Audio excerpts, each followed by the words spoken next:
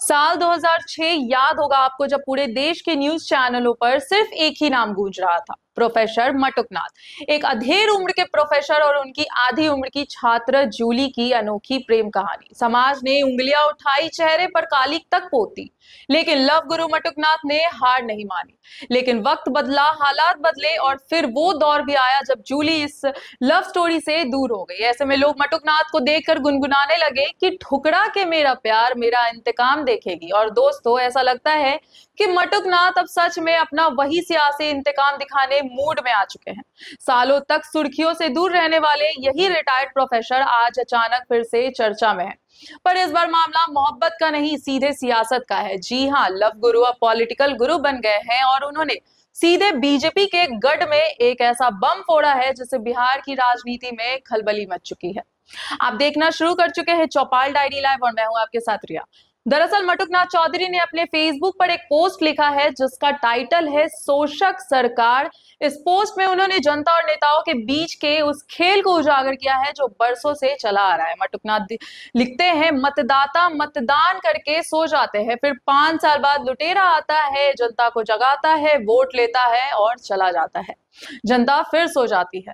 Professor साहब का कहना है कि जब जनता हिसाब ही नहीं मांगती तो नेता चाहे जो मर्जी वादा कर ले। लेकिन इस बार खेल बदलने वाला है, क्योंकि मटुकनाथ के मुताबिक सोई हुई जनता को जगाने और नेताओं से ये पूछने के लिए कि क्या हुआ तेरा वादा, वो कसम वो इरादा, मैदान में कोई उतर चुका है।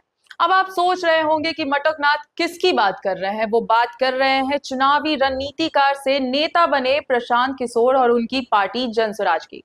मटुकनाथ ने अपराधियों और भ्रष्ट राजनेताओं को चेतावनी देते हुए लिखा है, सावधान लुटेरो, बाघ के कलेजे वाला तुम्हारी पीठ पर सवार हो चुका है, वादा पूरा करो या गद्दी छोड़ो। मटुकनाथ का मानना है कि पहले बिहार की जनता नायक विहीन थी, उसका कोई मार्गदर्शक नहीं था। लेकिन प्रशांत किशोर के आने के बाद वो संकट खत्म हो गया। उन्होंने सीधे नारे दे दिए, जिताओ प्रशांत को, लाओ सुराज को। बात सिर्फ एक पोस्ट तक सीमित नहीं है। मटुकनाथ ने सीधे निशाना साधा है बिहार की सबसे हॉट सीटों में से एक बांकीपुर विधानसभा पर, जो लंबे समय से बीजेपी के नितिन नवीन की गढ़ रही है। मटुकनाथ ने बांकीपुर के युवाओं से अपील करते हुए एक कविता लिखी है कि तोड़ो गढ़ प्रतिगामी पार्टी के, बांकीपुर के युवा शक्तियों, न चुप बैठो हृदय हार के, तोड़ दो सारे बंधन एक परिवार के।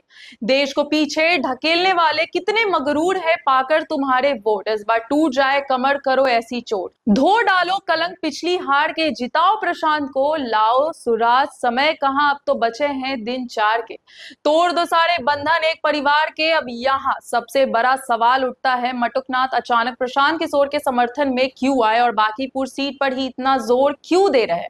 क्या इसके पीछे आने वाले विधानसभा चुनाव का कोई बड़ा कनेक्शन है? अंदर खाने की चर्चाओं की माने तो मटुकनाथ खुद बांकीपुर विधानसभा सीट से चुनाव मैदान में उतरने की तैयारी कर रहे हैं। इसी चुनाव महत्वाकांक्षा और अपनी दावेदारी को मजबूत करने के लिए मटुकनाथ ने यह बड़ा स्टैंड लिया।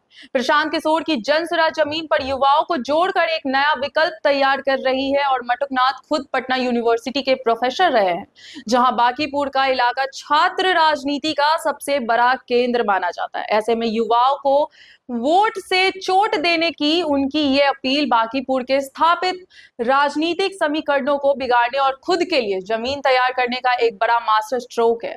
तो दोस्तों, जो मटुकनाथ कभी समाज के बंधनों को तोड़कर अपनी मोहब्बत के लिए दुनिया से लड़ गए थे, आज वो राजनीति के पुराने बंधनों को तोड़ने और खुद विधानसभा पहुंचने के लिए युवाओं को आह्वान कर रहे हैं।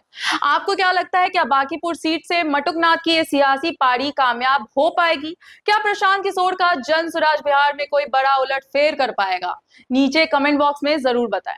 अगर आपको ये वीडियो पसंद आए तो लाइक, शेयर और सब्सक्राइब जरूर करें।